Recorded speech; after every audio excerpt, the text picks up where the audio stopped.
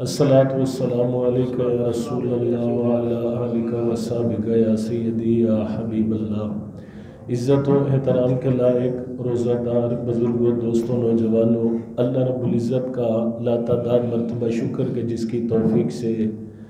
سوال و جواب کی اس علمی اصلاحی نشست میں ہم سب حاضر ہیں۔ دعا ہے کہ خالق کائنات اس مجلس کے ایک ایک لمحے کو ہم سب کے لیے دنیا میں آخرت میں نجات اور بخشش کا ذریعہ فرمائے۔ بڑی ہی خوشی ہوتی ہے کہ جہاں پر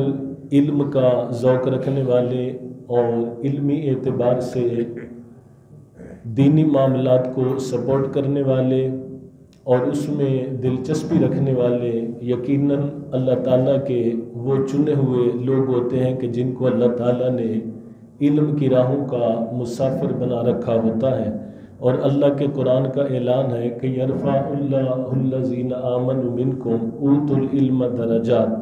کہ تم میں سے سب سے زیادہ بلندی والے، رتبے والے، عظمت والے وہ لوگ ہیں کہ جو علم والے ہیں۔ تو تاریخ گواہ ہے، دنیا گواہ ہے، اللہ تعالیٰ نے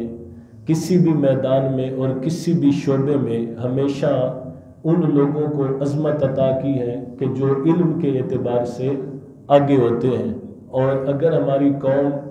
دین کے معاملات میں بھی علم کی راہوں کے مسافر بن جائے تو یہ جو آئے روز کے فتنے ہیں، جھگڑے ہیں، فسادات ہیں، فرقہ واریت ہے، بے امنی ہے، تعصب ہے، نفرت ہے، عداوت ہے، یہ چیزیں ختم ہو سکتی ہیں۔ یہ جہاں جہاں پر بھی جہالت کا کوئی بت پل رہا ہوتا ہے یا جہالت کا کوئی بت بڑا ہو رہا ہوتا ہے تو اس کی بیک پہ صرف اور صرف یہ وجہ ہوتی ہے کہ وہ جہالت کا سبب ہوتا ہے۔ جب جہالت معاشرے سے ختم ہو جاتی ہے تو اس کے بعد صرف ایک سٹیپ رہ جاتا ہے معاشرے کو جنت بنانے کے لیے، اور وہ سٹیپ ہوتا ہے عدل اور انصاف کا ہونا۔ جب جہالت ختم ہو جاتی ہے تو پھر صرف عدل کا ایک سٹیپ ہوتا ہے، اگر اس پہ قوم تیار ہو جائے اللہ اس معاشرے کو جنت کا باغ بنا دیتا ہے۔ رسول اللہ صلی اللہ علیہ وسلم کا فرمان ہے کہ اللہ کی زمین پر کسی بھی جگہ پہ اگر اللہ کی ایک حد قائم ہو جائے نا، ایک حد، اللہ تعالیٰ 60 سال اس جگہ کو اپنے عذاب سے پاک فرما دیتا ہے، صرف ایک حد۔ اور جہاں اللہ کی حدوں کا پتہ ہی نہ ہو، اور جہاں اللہ کی حدوں کی اہمیت کا اندازہ ہی نہ ہو، اور جہاں پر اللہ کی حدوں کا پتہ ہونا تو دور کی بات، جہاں پہ مذاق اڑایا جائے اور جہاں پہ یہ کہا جائے کہ یہ مولوی ہم یہ گلا نے، ٹھیک ہے، یہ مولوی میں کہندے رہندے نے، یعنی اللہ رسول اور اس کے حکام کے بارے میں جب یہ مذاق ماحول بنایا جائے گا تو وہاں پر پھر وہ عذاب ٹلے گا نہیں بلکہ اللہ کی رحمت جو ہے وہ رک جائے گی، اور وہاں پر جو ہے انسان اپنے آپ کو خود اس لائق بنا دیتا ہے کہ پھر اللہ کی رحمت نہیں آتی، ناراضگی آتی ہے۔ یہ جو ہم تک لا الہ الا اللہ محمد رسول اللہ کا نور موجود ہے نا، یقین کریں کہ غیبانہ دعائیں دیا کرو، بغیر کسی کے کہے دعائیں دیا کرو ان ہستیوں کو کہ جن کی قربانیوں کے صدقے ہم تک جو ہے یہ لا الہ الا اللہ محمد رسول اللہ پہنچا ہے۔ ہمیں قدر اس لیے نہیں ہے کہ ہمیں یہ پلیٹ میں رکھ کے دے دیا گیا ہے، ہم نے اس کے لیے بیوی بچوں کو نہیں چھوڑا، ہم نے اس کے لیے جو ہے جنگیں نہیں لڑی، ہم نے اس کے لیے سفر نہیں کیے، ہم نے جو ہے اس کے لیے قربانیاں نہیں دی، ہم نے اس کے لیے سوشل بائیکاٹ نہیں دیکھا، ہم نے اس کے لیے جو ہے وہ چٹائیوں میں آگ لگتے ہوئے معاملہ نہیں دیکھا، شہادتیں نہیں دیکھی، یہ ہمیں جو ہے وہ پلیٹ میں رکھ کے ملا ہے، ٹھیک ہے۔ یہ تو پوچھو اللہ کے نبی سے کہ اس دین کو ہم تک پہنچانے کے لیے کون سی سختی تھی جو میرے نبی نے برداشت نہیں فرمائی۔ پتھر آپ کو مارے گئے، راستے میں کانٹے آپ کے بچھائے گئے، مجنون، جادوگر جیسے الفاظ جو ہے وہ آپ کے بارے میں کہے گئے، لیکن ہر تکلیف اٹھانے کے بعد آپ نے فرمایا کہ اگر لوگ میری دائیں ہاتھ پہ جو ہے چاند اور بائیں پہ سورج بھی رکھ دیں، یعنی اتنی تکلیفیں بھی دے دیں، پھر بھی جو ہے میں لا الہ الا اللہ محمد رسول اللہ کا دامن نہیں چھوڑوں گا اور اللہ کے دین کی تبلیغ جو ہے وہ کرتا رہوں گا۔ تو اس لیے یہ دین کی تعلیم کو سننا، سنانا، اس پہ قائم رہنا، یہ ہمارے لیے اس اعتبار سے ضروری ہے کہ جب علم کا نور آئے گا جہالت ختم ہو جائے گی، علم آئے گا جھگڑے ختم ہوں گے، علم آئے گا تعصب ختم ہوگا، علم آئے گا اللہ کی برکتیں ساتھ لائے گا۔ اور اس کی برکتوں کا عالم دیکھیں کہ حضرت امام شافعی رضی اللہ تعالیٰ عنہ یہ اس فلسطین میں پیدا ہوئے کہ جہاں پہ آج تک 33,000 مسلمانوں کو جو ہے وہ خون میں لت پت کر کے شہید کر دیا گیا ہے، 72,000 بچوں کو، 72,000 لوگوں کو زخمی کر دیا گیا۔ امام شافعی اس فلسطین میں پیدا ہوئے، اور اتفاق دیکھیں جس دن حضرت امام ابو حنیفہ فوت ہو رہے ہیں اسی دن حضرت امام شافعی پیدا ہو رہے ہیں، ٹھیک ہے۔ اور جب پیدا ہوئے تو یتیمی کی حالت میں پیدا ہوئے، باپ کا سایہ سر سے اٹھ چکا تھا، تھوڑا چلنے پھرنے کے قابل ہوئے تو ماں جو ہے آپ کو یمن لے گئی، یمن سے پھر مدینہ آیا، اور مدینہ میں جب بچہ بڑا ہوا تو ماں نے فیصلہ کیا کہ میں نے بیٹے کے سینے کو نبی کی حدیث کے علم سے جو ہے وہ مالا مال کرنا ہے، ٹھیک ہے۔ باپ سر پہ نہیں ہے، معاملات جو ہے وہ کوئی اتنے گھریلو اعتبار سے جو ہے وہ سوٹیبل نہیں ہے، لیکن اس کے باوجود ماں کی دلچسپی دیکھیں اور ماں کا دین کے ساتھ درد دیکھیں، فیصلہ کر لیا کہ میں نے اپنے بیٹے کو جو ہے وہ دین کا علم سکھانا ہے، میرے لیے یہ سب سے بڑا اعزاز ہوگا۔ ماں نے آپ کو جو ہے مکہ بھیجا، مکہ میں، اور وہاں پر جب آپ کو بھیجا جانے لگا تو ماں نے کہا بیٹا میرے پاس یہ 2 یمنی چادریں ہیں، نہیں معلوم کہ تم دین کا علم حاصل کرنے کے بعد کب مجھے ملو گے، تو یہ جو ہے یمنی چادریں ساتھ لے جاؤ، جب ضرورت پڑے تو یہ بیچ کے دین کے علم پر جو ہے وہ لگا کے علم حاصل کرنا، اور میرے پاس تب لوٹ کے آنا جب تیرے سینے کو اللہ قرآن اور مصطفیٰ کے فرمان کے نور سے آباد کر دے، ٹھیک ہے۔ آپ مکہ میں پڑھے، پھر اس کے بعد جو ہے مدینہ شریف چلے گئے، امام مالک کے پاس پڑھے، امام مالک سے جب پڑھ کے فارغ ہوئے نا تو مدینے کے لوگوں نے آپ کی علمی عظمت اور علمی مقام کی وجہ سے، یعنی آپ کے علمی مقام کا یہ عالم تھا کہ پوری کلاس کے بچے امام مالک سے حدیثیں سن کے لکھتے تھے، اور امام شافعی کو اللہ نے یہ ملکہ عطا کیا تھا، لکھتے نہیں تھے، سینے میں محفوظ کر لیتے تھے،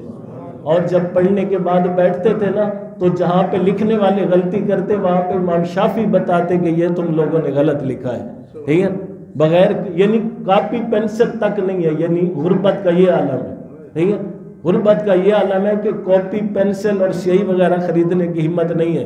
ٹھیک ہے، لیکن تڑپ ہے، شوق ہے، لگن ہے، تو اللہ نے جناب آپ کے سینے کو جو ہے وہ کاپی بھی بنا دیا، پینسل بھی بنا دیا، سیاہی بھی بنا دیا۔ جو لوگ کاپی رجسٹروں پہ غلط لکھتے ہیں امام شافعی سینے کے نور سے اس کو صحیح فرما دیتے ہیں، ٹھیک ہے۔ تو امام شافعی کے اس علمی شوق کی وجہ سے نا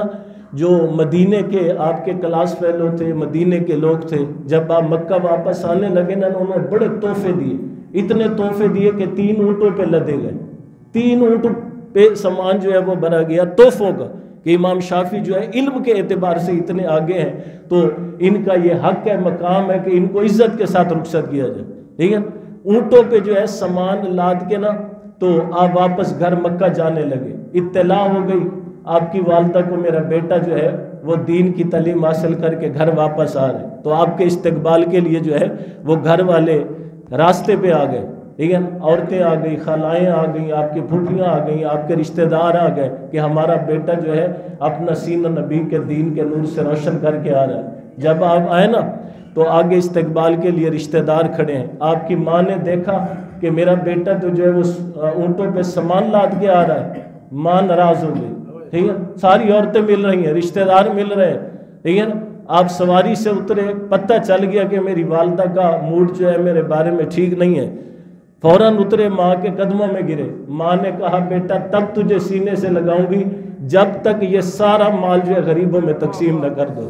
میں نے تجھے یہ سامان لینے کے لیے نہیں بھیجا تھا، میں نے اس لیے بھیجا تھا کہ تیرا سینہ مصطفیٰ کے دین سے روشن ہو جائے، ٹھیک ہے۔ امام شافعی نے جو ہے وہ سارا لدا ہوا سامان غرباء میں تقسیم کیا، 50 درہم رکھے کہ ضرورت کے وقت کام آ سکتے ہیں، ٹھیک ہے، 50 درہم رکھے، اور ان درہموں کا آپ کی والدہ کو علم نہیں تھا،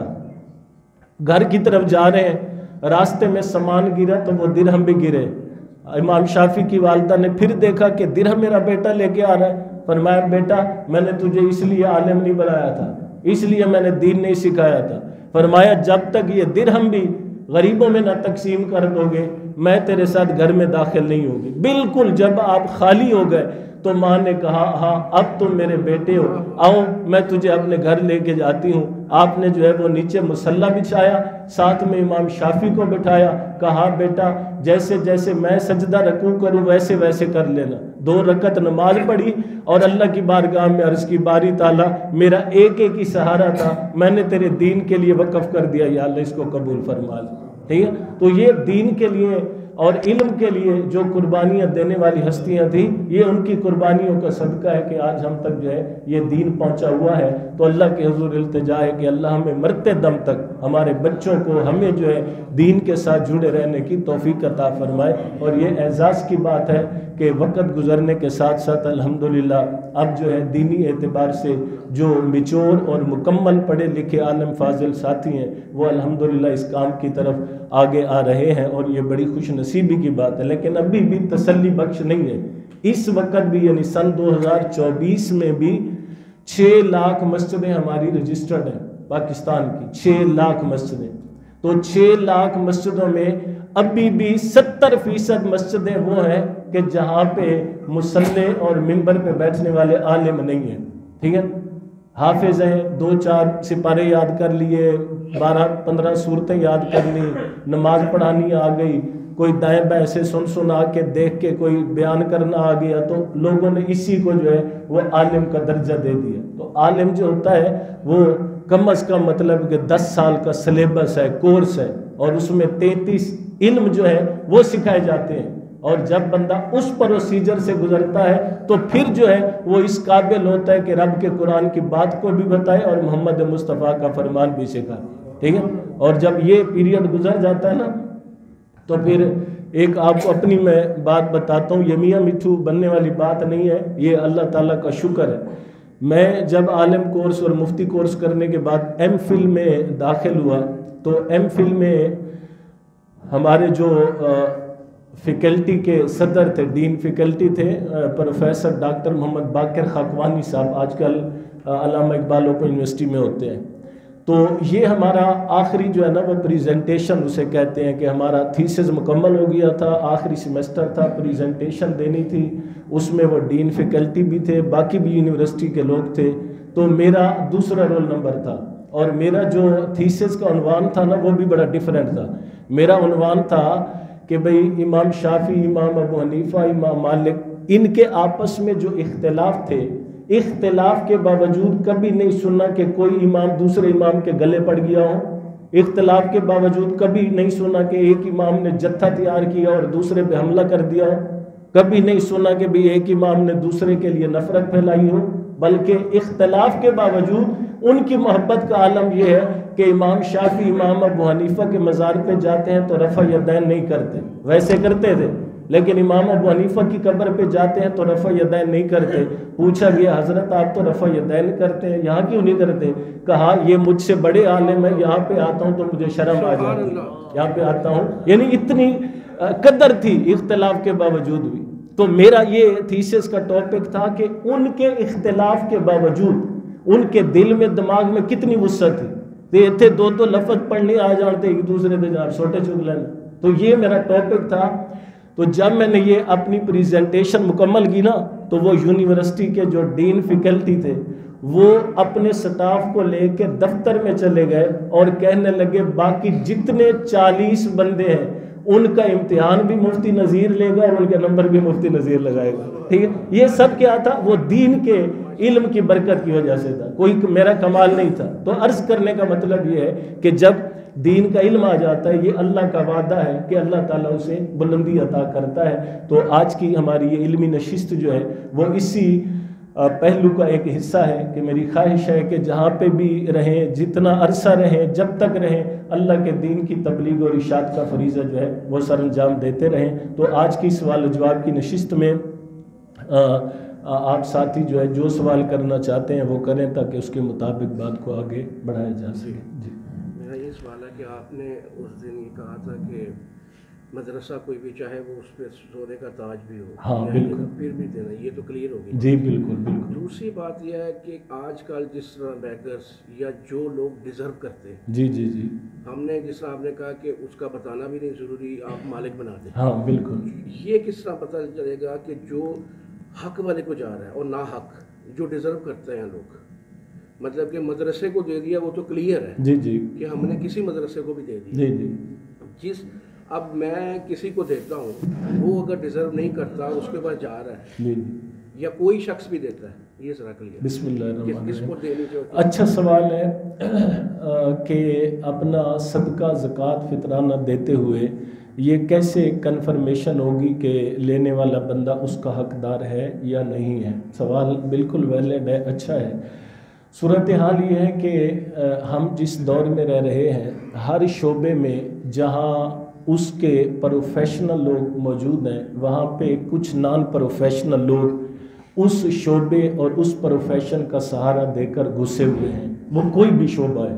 چاہے وہ خیر کا ہے یا شر کا ہے. یعنی یہ معاملات ہر شعبے میں ہو رہے ہیں, اور اسی طرح دین کے معاملات میں جو ہے یہ بگاڑ بہت زیادہ ہے کہ دین کے نام پہ اور حقدار ہونے کے نام پر جو ہے یہ فراڈ جو ہے وہ جاری ہے. اور یقیناً جب ایسے لوگ آتے ہیں تو وہ شرم اور حیا کو سائڈ پہ رکھ کے آتے ہیں, اور ان کو اس بات کی تعلیم نہیں ہوتی کہ اللہ کے نبی صلی اللہ علیہ وسلم کا فرمان ہے کہ بغیر ضرورت کے سوال کرنے والا ایسے ہے کہ جیسے اپنی ہتھیلی پہ دوزخ کا انگارہ رکھتا ہے. یعنی اتنی بڑی وعید ہے کہ جو بندہ زکوٰۃ فطرانے کا حقدار نہیں ہے اور پھر بھی سوال کرتا ہے تو حضور صلی اللہ علیہ وسلم فرماتے ہیں ایسے ہے کہ جیسے ہتھیلی پہ دوزخ کا انگارہ رکھتا ہے. ٹھیک ہے, تو وہ لوگ اس بات سے واقف نہیں ہوتے. ان کو ایک لذت پڑی ہوتی ہے, لت پڑی ہوتی ہے, اور جو حقدار لوگ ہوتے ہیں نہ ان کا نام لسٹ میں ہوتا ہے, نہ وہ مانگتے ہیں اور نہ وہ اس طرح کا کوئی معاملہ کرتے ہیں, اور یہ لوگ ان کا حق جو ہے وہ لے جاتے ہیں. دینے والے کے لیے جو شرعی حکم ہے وہ یہ ہے کہ اگر ایسا بندہ کہ جس بندے کا مانگنا جو ہے وہ غلطی پر مبنی ہو, جھوٹ پر مبنی ہو اور حقداروں کا حق چھیننے پر مبنی ہو, یعنی ظاہری طور پر اس کا کوئی ایسا حلیہ معاملہ طریقہ وہ سامنے آ جائے تو اس سے پرہیز کیا جائے. ورنہ شریعت کا حکم یہ ہے کہ وَأَمَّا السَّائِلَ فَلَا تَنْهَرْ, کہ مانگنے والا تمہارے پاس آ جائے تو اس کو رد نہ کرو. اگر اس کا ظاہری حلیہ طریقہ جو ہے وہ اپنا حقداروں والا ہے اور اپنی مجبوری اور ضرورت وہ ظاہر کر رہا ہے تو اسی کو سامنے رکھتے ہوئے اس پہ کوئی بھی صدقہ زکوٰۃ دینے والا خرچ کرے گا تو شریعت میں دینے والے کی زکوٰۃ بھی ادا ہو جائے گی اور صدقہ بھی ادا ہو جائے گا. یعنی زیادہ لمبی چوڑی تفتیش تحقیق کا حکم نہیں ہے کہ پہلے اس کا پیچھے سے بایو ڈیٹا چیک کرو واقعی وہ حقدار ہے نہیں ہے. تو اس کا بہترین طریقہ یہی ہے کہ اپنے زکوٰۃ اور صدقے کو جو ہے وہ کسی ایک کے سپرد کرنے کی بجائے وہ مختلف جو اللہ تعالیٰ نے 7 مصارف بنائے ہیں اس میں مطلب یتیم ہے, مسکین ہے, دینی طلبہ ہے, مسافر ہے, مقروض ہے, کسی قیدی کی رہائی کے لیے خرچ کرنا, کسی بیماری مریض کی دوائی کے لیے خرچ کرنا, یہ جو مصارف ہیں 7 ان میں سے جو ہے مختلف بانٹ دیے جائیں تو کہیں سے ایک جگہ سے بھی اللہ کی بارگاہ میں وہ قبول ہو گیا تو سب کی طرف سے قبول ہو جائے گا. تو ظاہری طور پر بس اعتبار کیا جائے, کیونکہ حدیث مبارکہ ہے کہ مومن کے بارے میں اچھا گمان رکھنا چاہیے. اگر مانگنے والا وہ ضرورت پیش کر رہا ہے تو بس اتنا کافی, انسان تو ہے نا اور کچھ بھی نہیں ہے. قبر میں 3 سوال پوچھے جائیں گے. یہ کئی مرتبہ درس میں بیان میں بھی کہا جا چکا ہے. پہلا سوال ہوگا کہ من ربوں کا, تیرا رب کون ہے. دوسرا سوال ہوگا ما دینوں کا, تیرا دین کیا ہے. تیسرا اور حتمی اور فائنل راؤنڈ جو ہوگا, یعنی تیسرے سوال پہ فائنل راؤنڈ ہونا ہے. ٹھیک ہے نا, پہلے سوال پہ بھی فائنل نہیں ہے, دوسرے پہ بھی فائنل راؤنڈ نہیں ہے, تیسرے پہ فائنل راؤنڈ ہے کہ ما کنت تقول فی حق ھذا الرجل, اگر تو نے یہ بھی کہہ دیا کہ میرا رب اللہ ہے, تو نے یہ بھی کہہ دیا میرا دین اسلام ہے, تو اب فائنل رزلٹ اس سوال کے جواب پہ ہوگا کہ بتا اس محمد کے بارے میں کیا کہتا رہتا تھا. لیکن اس محمد صلی اللہ علیہ وسلم کے بارے میں تیرا عقیدہ کیا تھا, تیرا نظریہ کیا تھا, حضور کے بارے میں کیا سوچ رکھتا تھا, کیا فکر رکھتا تھا. اگر حضور کے بارے میں اس کی سوچ, فکر, عقیدہ, نظریہ وہ قرآن اور حدیث والا ہوگا تو کہا جائے گا جا تو کامیاب ہے, اور تیری قبر کو 60 گز جنت کی طرف جو ہے بچھایا جاتا ہے. ٹھیک ہے, اس طرح 3 سوال. جی جی بسم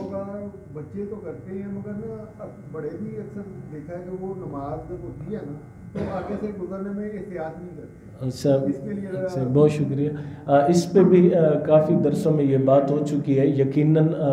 مسجد میں آ کر مسجد کے آداب میں سے ایک ادب یہ ہے کہ نمازی کی نماز کا جو ہے وہ ادب کیا جائے اور اس کے آگے سے نہ گزرا جائے, اور کوئی ایسا عمل کہ جو نماز پڑھنے والے کے لیے تکلیف کا باعث ہو, چاہے وہ خیر کا بھی کیوں نہ ہو, تو وہ نہیں کرنا چاہیے. مثلا نمازی نماز پڑھ رہے ہیں, آپ اونچی آواز میں السلام علیکم ورحمۃ اللہ وبرکاتہ نہیں کہہ سکتے. نمازی نماز پڑھ رہے ہیں, کوئی تلاوت کرنے والا تلاوت کر رہا ہے, آپ جو ہے وہ شور نہ کریں. ٹھیک ہے, عرب ریاستوں میں سب سے زیادہ اس بات پہ فوکس کیا جاتا ہے کہ کوئی بول رہا ہو نا تو ایک دوسرا نمازی جاتے اور اس کو اشارہ کر دیتے کہ بھئی اللہ کا گھر ہے, مسجد ہے. ٹھیک ہے, تو یہ اسکول والا ماحول جتنا اللہ کے گھر میں ہوتا ہے اتنی اللہ کی خیر و برکت ہوتی ہے. اور یقیناً جان بوجھ کے نمازی کے آگے سے گزرنا, وہ جو ہے حدیث مبارکہ میں آتا ہے کہ کوئی ایک ٹانگ پہ بھی کھڑے ہو کر اس کا کفارہ ادا کرے تو کفارہ ادا نہیں ہوگا. یہ جان بوجھ کے ایسا کرنا گناہ ہے. اور اگر اللہ نہ کرے کوئی ایسی مجبوری یا ضرورت پڑ جاتی ہے تو کم از کم 3 صفیں چھوڑ کے آگے سے آپ گزر سکتے ہیں. یعنی اس طرح بڑی مسجد ہے, کوئی نمازی وہاں پہ نماز پڑھ رہا ہے, اس نے آگے کوئی پھٹی چیئر وغیرہ کچھ بھی نہیں رکھا, تو اس سے 3 صفیں آگے اگر کوئی گزر جائے گا تو وہ گناہ گار نہیں ہوگا. جماعت ہو رہی ہو, جماعت میں اگر کوئی شرعی عذر ہو جاتا ہے تو کیسے جو ہے نا روک سکتا ہے؟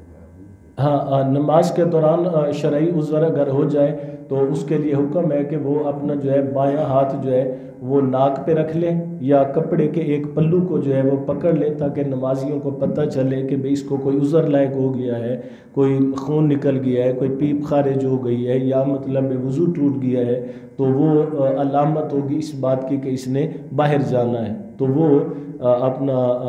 پیچھے کی طرف جو ہے وہ صفوں کے درمیان سے اپنے آپ کو لے جا سکتا ہے. وہ اس حکم میں نہیں ہوگا آگے گزرنے والے کے حکم, وہ عذر کی وجہ سے ہوگا. اچھا, اعتکاف کے حوالے سے ایک بات میں عرض کر دوں. ماشاءاللہ ہماری اللہ کے اس گھر میں, ٹھیک ہے نا, اللہ کا گھر ہے, ہمارا لفظ ایسے نکل جاتا ہے.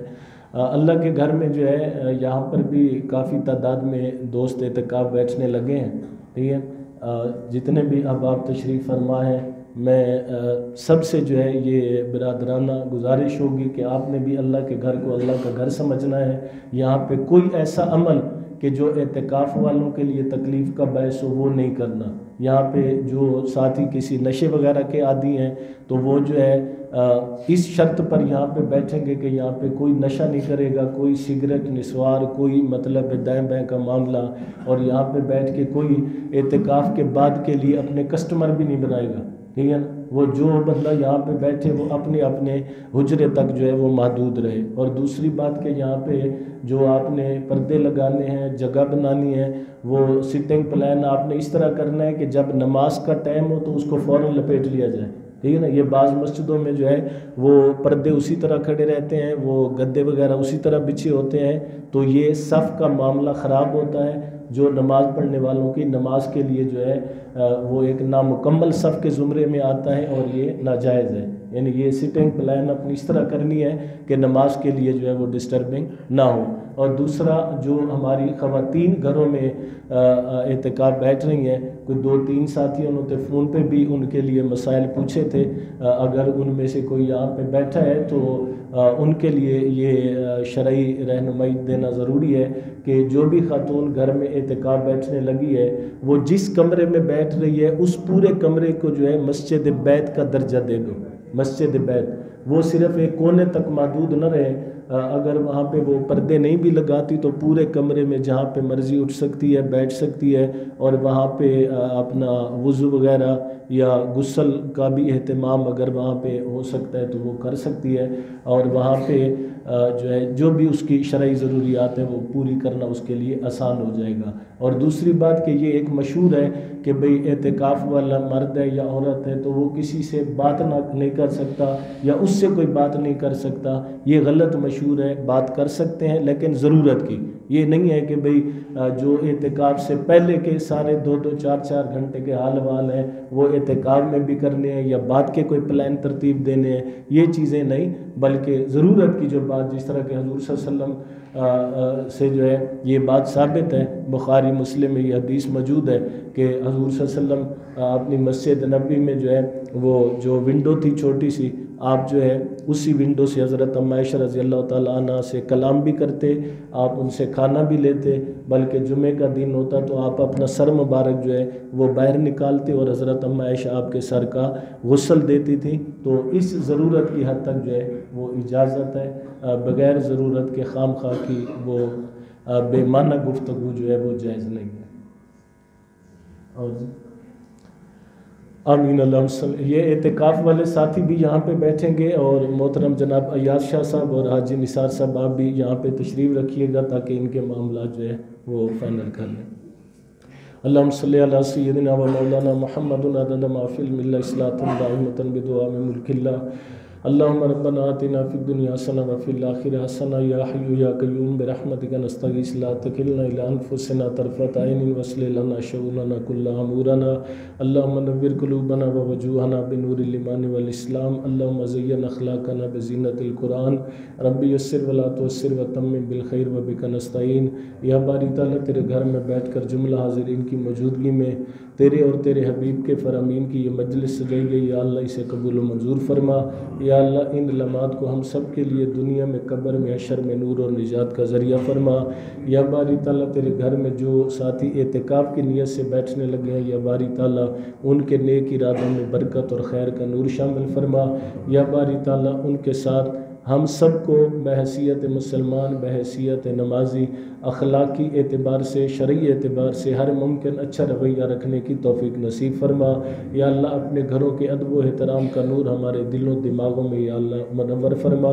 یا باری تعالیٰ آج 20واں روزہ، مغفرت والے عشرے کی یہ آخری گھڑیاں، یا باری تعالیٰ تیری بارگاہ میں خصوصی دعا کرتے ہیں، یا اللہ ہم سب کے صغیرہ کبیرہ گناہ معاف فرما۔ یا باری تعالیٰ وہ گناہ جو ارادتاً ہوئے وہ بھی معاف فرما، جو غیر ارادی طور پر ہوئے انہیں بھی معاف فرما۔ یا اللہ جو ہمارے علم میں ہیں وہ بھی معاف فرما، جن گناہوں کو ہم نہیں جانتے یا اللہ وہ بھی معاف فرما۔ یا باری تعالیٰ مغفرت والی ان گھڑیوں کے صدقے، مغفرت والے اس عشرے کے صدقے، اگر ہماری کوئی کوتاہی، ہماری غلطی تیری مغفرت کو حاصل کرنے میں رکاوٹ ہے تو یا اللہ اسے معاف فرما۔ یا اللہ اپنی مغفرت کے نور سے، اپنی معافی کے نور سے یا اللہ تمام حاضرین کو مالا مال فرما۔ رب یسر ولا تعسر وتمم بالخیر وبک نستعین، وصلی اللہ تعالی علی خیر خلقہ محمد۔